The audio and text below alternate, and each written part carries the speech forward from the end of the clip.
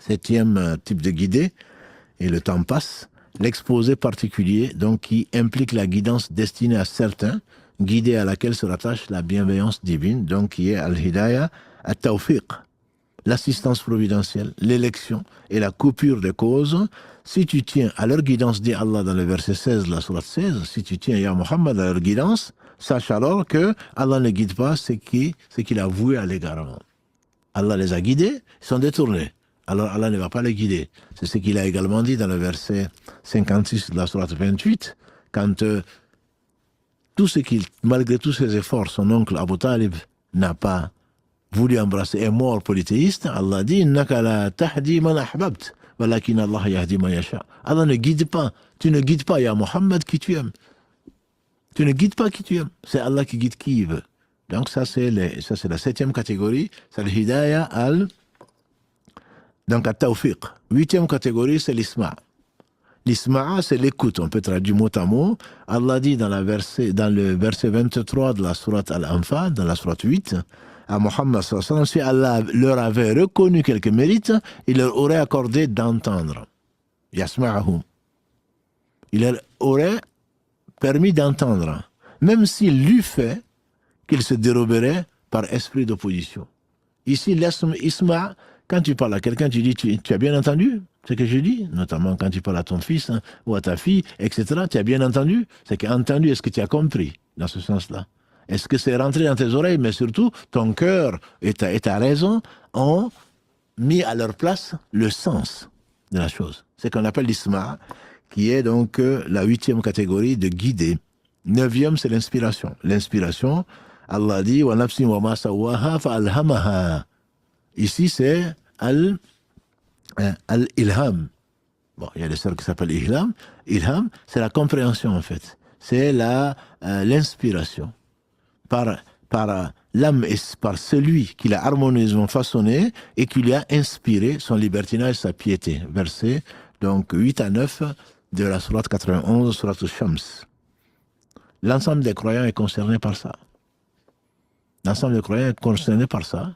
Et l'inspiration que Allah subhanahu wa ta'ala a envoyée à la mère de Moussa dans la sourate 28 encore, le récit, verset 7, quand il dit wa awhayna ila ummi Moussa, on a inspiré, on a révélé à la mère de Moussa. Quel type de révélation? Allahu a'lam. Est-ce que c'est un rêve qu'Allah lui a montré? Si, quand tu allaites-le, quand tu craindras pour sa vie, mets-le dans un sarcophage et mets-le dans le Nil. Ça, c'est une inspiration, mais tous les croyants sont concernés par ça, en fonction donc de leur piété. Allah t'inspire de faire le bien. Et quand tu pries, c'est une inspiration d'Allah. Et quand tu jeûnes, c'est une inspiration d'Allah. Quand tu fais le bien, c'est une inspiration d'Allah. Nous sommes tous concernés par ça, à des degrés bien entendu divers. Et Allah inspire, comme tu l'as dit, Awhayna, les abeilles. Allah a inspiré les abeilles.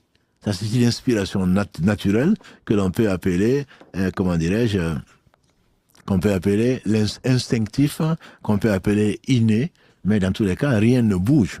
Allah dit dans une des formes de guidée, dans la sourate, notamment A'la, verset 3, Sabisma rabbika al-a'la, alladhi khalaqa fasawwa walladhi qaddara fahada. C'est lui qui a déterminé toutes choses et il a guidé. Fahada, il a guidé toutes choses. Quand l'enfant naît, il va vers la mamelle de son... Quand l'animal naît, il va vers la mamelle de sa mère. Quand l'enfant naît, il va vers le sein de sa mère. Quand tout ce qu'Allah a créé, il a donné des réflexes naturels, entre guillemets. C'est inné. C'est Allah qui les guide, comment il le saurait autrement. Là, ce sont des formes que je ne vais pas citer, que je ne vais pas détailler plutôt. Et il y a la vision véridique. Le professeur Sallam, dans ce qui a été rapporté par Ahmad Malik, Adarimi, Bukhari, Muslim, Abu Daoud et Tirmidhi, le professeur Sallam a dit que ça c'est le 46e de la prophétie. Il y a 3 types de rêves.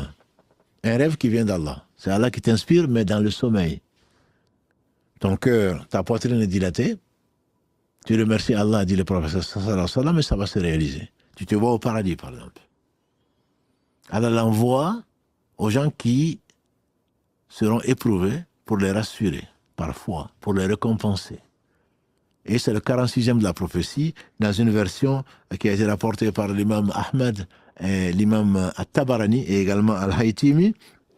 C'est la 70e plutôt de la prophétie. Donc, il y a 3 types de rêves, venant d'Allah, sinon venant de Satan, c'est le cauchemar, sinon du subconscient. Et comme l'a dit le prophète sallam dans le hadith rapporté par Al-Bukhari, par Muslim, par Ibn Majah, Ad-Darimi et Ahmad. Le songe des prophètes, c'est une réalité. Ça ne peut être que une partie de la prophétie parce que Satan ne peut pas rentrer dans leurs rêves.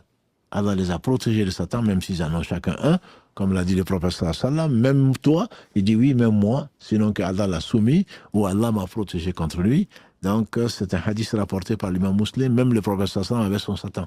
Simplement, il n'était pas opérationnel, dans la mesure où soit il s'est soumis, il est devenu musulman, dans une version, Allah m'a donné le dessus sur lui. Donc, les prophètes, c'est ainsi que le prophète Ibrahim, alayhi salatu wassalam, dans le verset 102 de la sourate 37, quand il a dit à son fils Ismaël, Ya bunay, inni ra'atu fil manam, anni adbahouk. Je me suis vu en songe, en rêve, en train de te sacrifier. Dis-moi ce que tu penses. Il dit, Ya abati, ifa'al ma tu'mar. Mon cher père, fais ce que Allah t'a ordonné, tu me trouveras, s'il le plaît à Dieu, patient. Et donc ça, c'était un rêve. Et Ismaïl n'a pas douté que c'était une réalité, Ibrahim non plus. Allah lui a ordonné de sacrifier son fils. Donc pour les prophètes, il n'y a pas un souci. Ce n'est pas un cauchemar, c'est bien une façon qu'Allah utilise pour leur ordonner ce qu'il veut. Et pour les autres, par contre, il faut toujours le mettre dans la balance donc, de la charia. La balance de la charia, la balance de la révélation.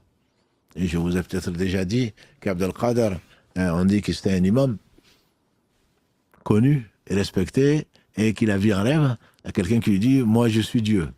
Je suis Dieu, je suis satisfait de toi. C'est terminé. Maintenant, tu peux faire ce que tu veux, tu iras au paradis. Tu peux même ne pas prier. » On dit que dans son rêve, Abdel Qadir a dit à ce qu'il a vu en rêve « Je sais que toi, tu es shaitan. Parce qu'on ne peut pas voir Dieu dans ce bas monde. » Et que ce qu'il a vu s'est mis à pleurer. Il dit, pourquoi tu pleures? Il dit, parce que j'en ai trompé plus d'un. C'est que quand tu ne connais pas Dieu, bien sûr, on te dit, ça y est, toi tu as gagné, arrête de pleurer, arrête de prier, arrête de jeûner, tranquille. Il y a certains égarés qui se disent, ça y est, ils ont atteint, eux, le yaqin, la certitude, ils n'ont plus besoin de prier. Ils n'ont plus besoin de ceci. Et le prophète sallam, jusque sur son lit de mort, en train d'ordonner la prière, et ce que les mains possèdent. Est-ce que vous avez prié jusqu'à sa mort? Et toi, tu te prends pour ce que le shaitan t'a trompé, il te dit que tu es peut-être au-dessus du prophète sallam, tu es un nouveau prophète peut-être. Hein? Donc il est évident que ce sont des choses qui ne sont pas à respecter, sauf si c'est dans la charia. On dit Ahmed, un saint paraît-il, qui était accoudé à la Kaaba, et voilà que il a fait un rêve. Accoudé à la Kaaba, bien sûr, ça peut être qu'un bon rêve. Qu'il a revu le prophète sallallahu alayhi wa sallam, qui a dit, Ya Ahmed, aujourd'hui, comme des centaines de milliers de ma communauté sont morts, et ils sont tous allés en enfer. Et celui qui va transmettre ce message-là, il va gagner en grade. Un gendarme, paraît-il, a recopié ça 7 fois, et finalement, il a eu une promotion. On ne t'a pas dit qu'il est rentré au paradis, il a eu une promotion ici-bas. À quoi ça sert?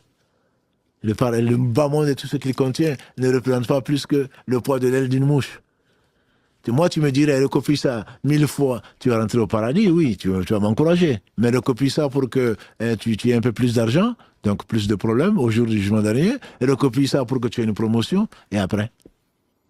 Donc, ce sont des choses qu'on ne peut pas appliquer, qu'on ne doit pas appliquer.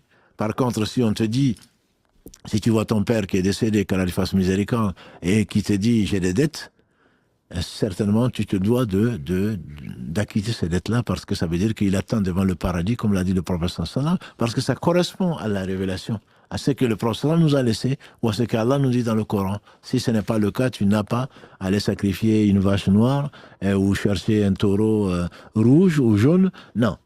comme malheureusement le marabout risque de te dire, si tu fais ça, il faut faire ça pour te protéger contre ce qui va arriver, c'est déjà écrit. Non, ça ce sont des charlatans qu'il ne faut pas écouter. Dernier